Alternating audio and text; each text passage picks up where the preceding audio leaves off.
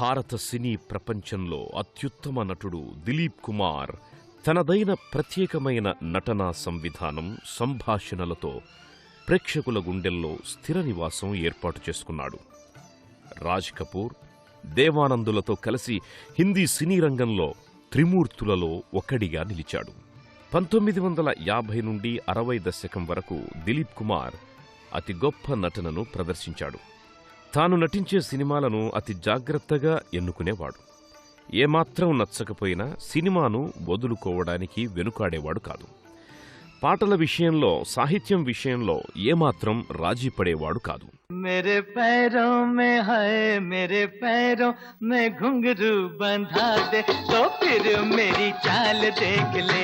मेरे पैरों में घुंघरू बंधा दे तो फिर मेरी चाल देख ले. जरा जम के भैया मोहे लाली चुनरिया उड़ा दे तो फिर मेरी चाल देख ले. కోహినూర్ సినిమాలో మధుబనం రాధికా పాటలో నటించడానికి సితార్ సాధన చేశాడు. అచ్చు శాస్త్రీయ సంగీత విద్వాంసులు ఎలా ప్రవర్తిస్తారో అలాగే నటించి అందరి ప్రశంసలు పొందాడు. మధుబన్ మే రాధికా నాచే రే మధుబన్ మే రాధికా.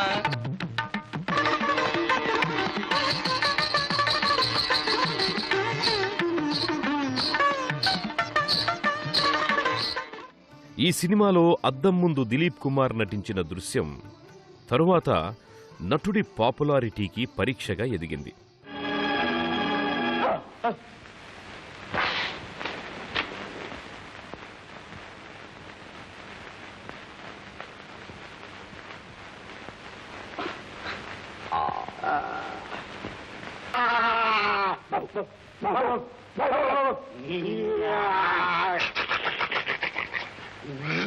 తరువాతి కాలంలో సూపర్ స్టార్లంతా ఇలాంటి దృశ్యాల్లో నటించారు. 1960వ దశకం ఆరంభంలో మొఘల్-ఏ-ఆజం తరువాత దిలీప్ కుమార్కి చెప్పుకోదగ్గ అవకాశాలు రాలేదు. షమీ కపూర్, రాజేంద్ర కుమార్ వంటి నటులు తెరపైకి రావడంతో సినిమా రూపురేఖలు మారసాగాయి. దాంతో తన నటన ప్రదర్శించేందుకు దిలీప్ కుమార్ స్వయంగా చిత్ర నిర్మాణం చేపట్టాడు. ఫలితంగా భారతీయ చలనచిత్ర చరిత్రలో అపురూపం అనదగ్గ గంగా జమున సినిమా రూపొందడం జరిగింది. ఈ సినిమాలో దిలీప్ కుమార్ నటనకి ఫిల్మ్ఫేర్ నామినేషన్ లభించింది.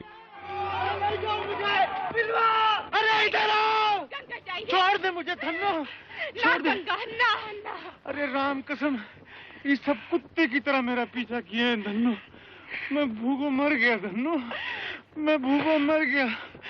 मैं घर से बेघर हो गया धन्नो, मैं घर से बेघर हो गया.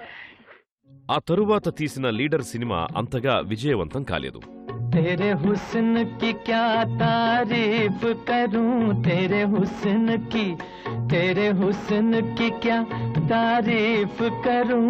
कुछ कहते हुए भी डरता हूँ, कहीं भूल से तू न समझ बैठे कि मैं तुझसे मोहब्बत करता हूँ.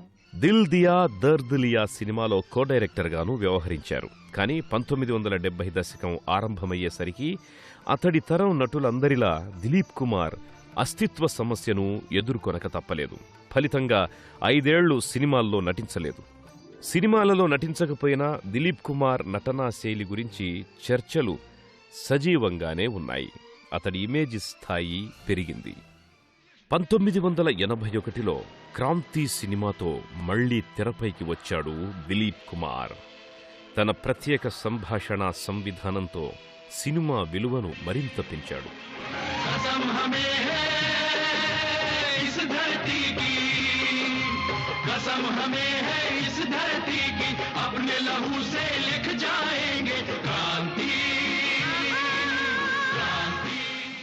క్రాంతి సినిమాతో మళ్లీ దిలీప్ కుమార్ పై క్రేజ్ పెరిగింది. అతడు నటిస్తే చాలు సినిమా విలువ 10 పెరుగుతుందని అందరికీ అర్థమయ్యింది. అమితాబ్ బచ్చన్ ఉచ్చదశలో ఉండగా అతడికి ధీటుగా నిలబడగలిగిన ఏకైక నటుడు దిలీప్ కుమార్ మాత్రమే. కానీ దిలీప్ కుమార్ ఎంతో ఆలోచించి పరీక్షించిన తరువాతే సినిమాల్లో నటించడానికి ఒప్పుకునేవారు. తనదైన ప్రత్యేకతను ప్రదర్శించగలిగే స్క్రిప్టులనే ఎన్నుకునేవారు. సుభాష్ ఘాయ్ రూపొందించిన విధాత సినిమాలో షమ్మి కపూర్, సంజీవ్ కుమార్లతో కలిసి నటించాడు.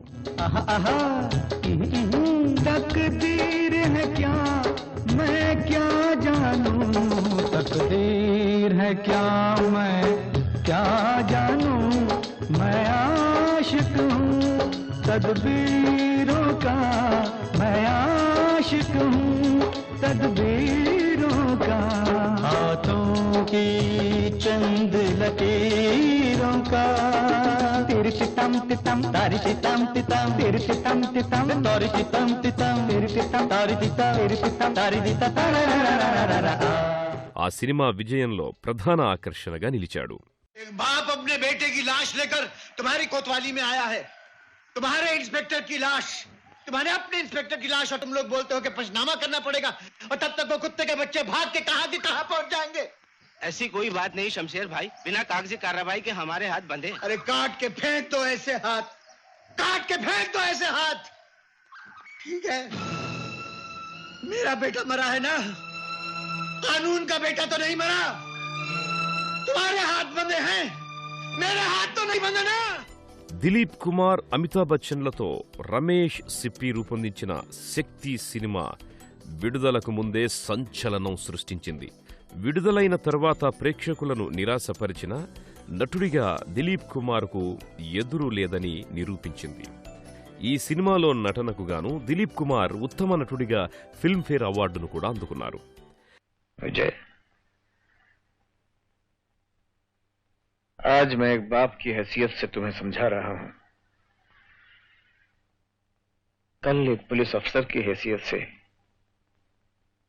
मैं तुम्हारे साथ न कोई रियायत कर सकूंगा न हमदर्दी.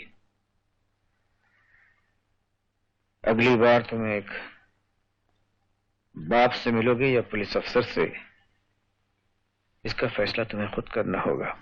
క్రాంతి, విధాత, శక్తి వంటి సినిమాలకు కేవలం దిలీప్ కుమార్ నటించడం వల్లే లభించిన ప్రజాదరణ వల్ల దిలీప్ కుమార్కి మరిన్ని సినిమాల ఆఫర్లు కుప్పలు తెప్పలుగా వచ్చిపడ్డాయి. కానీ తనకలవాటైన రీతిలోనే సినిమాలను ఎంచుకునేవారు దిలీప్ కుమార్. అయినా సరే రెండవ ఇన్నింగ్స్లో దిలీప్ కుమార్కి ఒకే రకమైన పాత్రలు రాసాగాయి. 1983లో మజ్దూర్ సినిమాలో కార్మికుడిగా యజమానితో పోరాడి స్వయంగా సంస్థ స్థాపించి యజమాని ఎలా ఉండాలో చూపించిన పాత్ర ధరించాడు దిలీప్ కుమార్. एक खुशखबरी और, तरक्की की ऊंचाइयों पर डीएन मिल्स ने एक और कमर डाल दी. बेहतरीन कपड़ों की उम्दा बुनाई के लिए हमने जदीद तरीन जर्मन मशीनों का ऑर्डर दे दिया और बैंक ने हमारा लोन भी मंजूर कर लिया है. कल रमेश जर्मनी रवाना होगा मशीनों के लिए. కర్మ. ఈ సినిమాలో దేశం కోసం సర్వం త్యాగం చేసే పోలీసు అధికారిగా ఆయన నటన ఎంత గొప్పగా ఉందంటే నసీరుద్దీన్ షా వంటి నటుడు దిలీప్ కుమార్ నటన నుంచి పాఠాలు నేర్చుకున్నానని ప్రకటించడం జరిగింది. क्यों डॉक्टर डैंग, आया मजा? तुम मुट्ठी भर टंडाल, तुम ये समझते हो इस देश के टुकड़े कर दोगे? तुम ये समझते हो? तुम नामुमकिन है, नामुमकिन. जब इस देश में तुम जैसा राक्षस आएगा, मिटा के रख देगा उसे इस देश का ये तिरंगा. हर करम अपना करेंगे, हर करम अपना करेंगे, ऐ सनम तेरे लिए दिल दिया है जान भी देंगे, ऐ सनम तेरे लिए दिल दिया है जान भी देंगे. 1984లో వచ్చిన దునియాలో చేయని నేరానికి జైలు పాలై విడుదలైన తర్వాత తనకు అన్యాయం చేసిన వారిపై ప్రతీకారం తీర్చుకునే పాత్రలో రాణించాడు. बलवंत समझ रहा था मौत उसके पीछे आ रही है, लेकिन मौत उसके आगे थी. एक्सीडेंट हो गया. इसमें कोई हैरत की बात तो है नहीं, क्योंकि बरसों पहले तुमने खुद ही कहा था सड़कों पर तो एक्सीडेंट होते ही रहते हैं. कहा था ना? ये का बलवंत के नाम का। తెలుగు సినిమా బొబ్బిలి బ్రహ్మన్న హిందీ రీమేక్ ధర్మాధికారిలో దిలీప్ కుమార్ గంభీరమైన నటన ప్రేక్షకులను ఎంతగానో అలరించింది. छोटू पर लगाया आरोप वास्तव निकला। यदि किसी कुंवारी कन्या के शरीर पर एक पापी के हाथ का स्पर्श हो तो कौन उस कन्या से संबंध जोड़ेगा?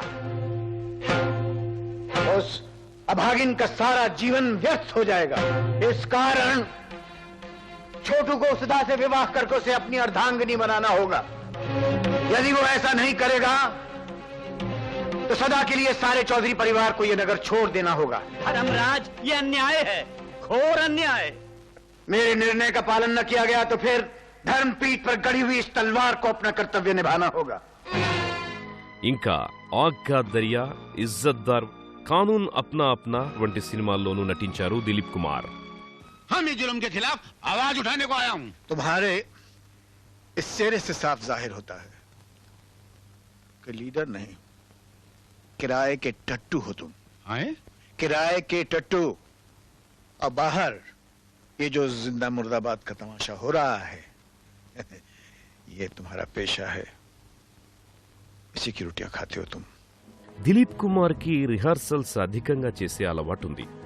ఒక దృశ్యాన్ని చిత్రీకరించే ముందు వీలైనన్ని సార్లు రిహార్సల్స్ చేస్తాడు. ఇది ఇతరులకు విసుగు కలిగించవచ్చు, కానీ తన పద్ధతి తనదేనంటాడు దిలీప్ కుమార్. రాజ్ కుమార్ రిహార్సల్స్ చేయడు, స్వతహాగా నటిస్తాడు. అలాంటి ఈ ఇద్దరు దిగ్గజాలను ఒకే వేదిక మీదకు తెచ్చి విజయవంతంగా సౌదాగర్ సినిమాను పూర్తి చేశాడు సుభాష్ ఘాయ్. దిలీప్ కుమార్, రాజ్ కుమార్లు నటించడంతో ఈ సినిమా విలువ ద్విగుణీకృతమయ్యింది. हम तुम्हें देखकर हैरान नहीं हुए वीर सिंह, और तन्ने देखकर कोई खास परेशानी हमको भी ना हुई। वही पुराना रंग, वही ढंग, वही मिजाज, वही घमंड।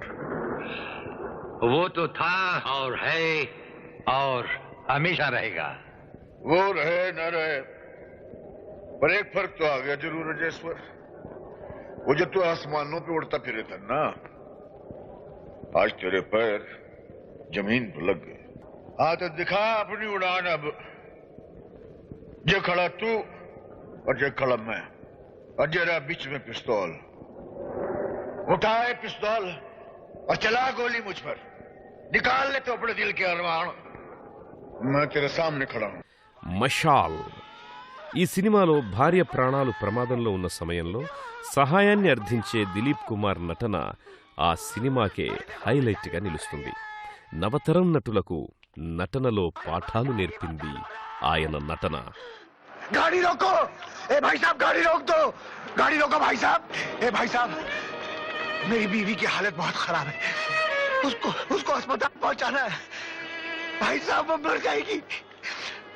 आपके बच्चे जिए, हमारी इतनी मदद कर दो, उसको अस्पताल पहुंचा दो भाई साहब। भाई साहब, आपके बच्चे जिए। भाई गाड़ी रोको! ए भाई गाड़ी रोक दो! मेरी बीवी को अस्पताल पहुंचा दो भाई साहब! ए भाई साहब! ए भाई साहब! ए भाई! ए भाई साहब! తన చివరి సినిమా ఖిలాలో ద్విపాత్రాభినయం చేశారు. దిలీప్ కుమార్ ఆ తరువాత ఇక సినిమాల్లో నటించకూడదని నిశ్చయించుకున్నారు. मेरे लायक दोस्त या लॉर्डशिप एक ही सांस में अलग अलग बातें कर रहे हैं। इनका कहना है कि ये केस बैक वक्त बंद भी है और खुला भी है, और जबकि इस केस में मेरे बचाव का कोई स्थान भी नहीं है, तो इनको घोर आश्चर्य इस बात का है योर ऑनर कि मैं इस ऊंची कुर्सी को त्याग कर उनके सन्मुख आनकर खड़ा कैसे हो गया। अब ये मेरी दिलेरी की तरफ इशारा है या मेरी नासमझी की तरफ, ये मैं तो नहीं जानता। और मौजूदा सूरत हाल पे मुझे मिर्जा गालिब का एक शेर याद आया योर लॉर्डशिप, अगर इजाजत हो तो अर्ज करूं। इजाजत है। बग गए हैं जुनून में क्या क्या कुछ, बग गए हैं जुनून में क्या क्या कुछ न समझे खुदा करे कोई। దిలీప్ కుమార్ దర్శకత్వం వహించవలసిన కళింగ సినిమా అసంపూర్తిగా మిగిలిపోయింది. నటుడిగా దిలీప్ కుమార్ తనదైన ప్రత్యేక స్థానాన్ని హిందీ సినీ పరిశ్రమలో ఏర్పాటు చేసుకున్నాడు. ఆయన ఎంతో ఆలోచించి సినిమాల్లో నటించేందుకు ఒప్పుకునేవాడు. సినీ నిర్మాణ సమయంలోనూ ప్రతి విషయంలోనూ రాజీ పడేవాడు కాదు. దాంతో దిలీప్ కుమార్తో సినిమా నిర్మించడం కష్టం అని, అలాగే నటించి ప్రివ్యూలు ఆలస్యం అవుతాయని ఆరోపణలు వినిపించేవి. కానీ దిలీప్ కుమార్ పేరుంటే చాలు సినిమా స్థాయి, విలువలు, ఆకర్షణలు పెరుగుతూ ఉంటే ఇలాంటి ఆరోపణలను ఎవ్వరూ పట్టించుకోలేదు. తనదైన శైలిలో సినిమాల్లో నటిస్తూ పోయాడు దిలీప్ కుమార్. దిలీప్ కుమార్కి ఆరంభం నుంచి తన సహనటీనటులతో సత్సంబంధాలుండేవి. రాజ్ కపూర్, దేవానందులతో అతడికి చక్కని స్నేహముండేది. నౌషాద్, మహమ్మద్ రఫీలు ఒకరు తన ఆత్మ సంగీతమని, మరొకరు తన ఆత్మ స్వరం అని ప్రకటించారు దిలీప్ కుమార్. దిలీప్ కుమార్ తనతో కలిసి నటించిన నటీమణుల్లో కామినీ కౌశల్తో అత్యంత సన్నిహితంగా వెళ్లాడు. కాని వారిద్దరూ వివాహం చేసుకోలేకపోయారు. మధుబాలతో దిలీప్ కుమార్ ప్రణయం జగద్విదితం. కాని ఆ ప్రణయము సఫలం కాలేదు. గంగా జమున, నయాదౌర్, లీడర్ వంటి సినిమాల్లో నాయికగా నటించిన వైజయంతిమాలతో సన్నిహితంగా ఉండేవాడు. అది సఫలం కాలేదు. దాంతో తనకన్నా 22 చిన్న అయిన సైరా భానును 1966లో 44 వయసులో పెళ్లి చేసుకున్నాడు. వారికి సంతానం లేదు. సినీ నటుడిగా తనకున్న ఇమేజ్ ఆధారంగా మనుషుల నడుమ ద్వేష భావనలు చల్లార్చి సౌభ్రాతృత్వ భావనలు వెల్లివిరిసేట్టు చెయ్యాలని ప్రయత్నించాడు దిలీప్ కుమార్.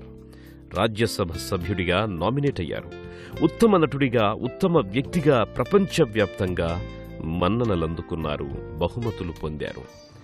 ఎలాంటి పాత్రనైనా తనదైన ప్రత్యేక పద్ధతిలో అవలీలగా ఎంతో ప్రాకృతికంగా పోషించి నటిస్తున్నట్టుగానే ఆయా పాత్రల్లో జీవించేవాడు దిలీప్ కుమార్. అందుకే దిలీప్ కుమార్ నటించడం మానేసి దశాబ్దం పైగా అయినా ఈనాటికి ఉత్తమ నటుడు అనగానే దిలీప్ కుమారే గుర్తుకొస్తాడు. దిలీప్ కుమార్ నటనను అనుసరిస్తూ మనోజ్ కుమార్ తన కెరీర్ని నిర్మించుకున్నాడు. క్రాంతి సినిమా నిర్మించి ఆయన దిలీప్ పైన తన కృతజ్ఞతలు తెలుపుకున్నాడు. మిలీనియం నటుడిగా మన్ననలందుకున్న అమితాబ్ సైతం దిలీప్ కుమార్ ప్రభావంతో తన నటనను తీర్చిదిద్దుకున్నానని చెప్పాడు. శక్తి సినిమాలో దిలీప్ కుమార్తో కలిసి నటించిన తన సన్నివేశాల్లో దిలీప్ కుమార్ ప్రతిబింబంలా అనిపిస్తాడు అమితాబ్. షారుఖ్ ఖాన్, అమీర్ ఖాన్ వంటి నవతరం నటులు కూడా నటనలో దిలీప్ కుమార్నే అనుకరించడం విశేషం. మెథడ్ యాక్టర్గా పేరు పొందిన దిలీప్ కుమార్ నటనకు పాఠశాల వంటివాడు. ఏ పాత్ర ధరిస్తే ఆ పాత్ర తానే అయి అనుభవించి అత్యంత సహజమైన నటనను ప్రదర్శించేవాడు. అయితే సినిమాల్లో ఎలాగైతే ఆచితూచి ముక్తసరిగా అత్యంత ప్రభావం చూపించే రీతిలో సంభాషణలు పలుకుతాడో, నిజ జీవితంలోనూ అంతే అరుదుగా వ్యాఖ్యలు చేస్తాడు. తన వ్యక్తిగత జీవితాన్ని వీలైనంత వరకు బహిరంగపరచడు. అతి అరుదైన సందర్భాల్లో వేదికపైకొస్తాడు. అలాంటి Dilip Kumar the substance and the shadow అనే తన జీవిత చరిత్రలో తాను ధరించిన పాత్రలకు జిలుగు వెలుగు సినిమా ప్రపంచానికి మనిషిగా తనకు ఉన్న అనుబంధాన్ని, వ్యత్యాసాన్ని అత్యద్భుతంగా ఎత్తి చూపించాడు. తన స్వీయ జీవిత చరిత్రలో తన విషయాలను నిర్మోహమాటంగా ప్రదర్శించాడు. హిందీ సినిమాను అధ్యయనం చేయాలనుకునే వారికి దిలీప్ కుమార్ స్వీయ జీవిత చరిత్ర ఒక పాఠ్య పుస్తకం లాంటిదని పలువురి ప్రశంసలందుకుంది ఈ పుస్తకం. దిలీప్ కుమార్ కొన్ని రోజులుగా అస్వస్థత చెంది ముంబైలో ఉన్న లీలావతి ఆసుపత్రిలో చేరారు. గత వారం 11 డిసెంబర్న దిలీప్ తన 94వ జన్మదినాన్ని అక్కడే జరుపుకున్నారు. అన్ని ఆరోగ్య పరీక్షల తరువాత చికిత్స చేయించుకున్నాకే ఆయన గత గురువారం ఆసుపత్రి నుంచి డిశ్చార్జ్ అయ్యారు.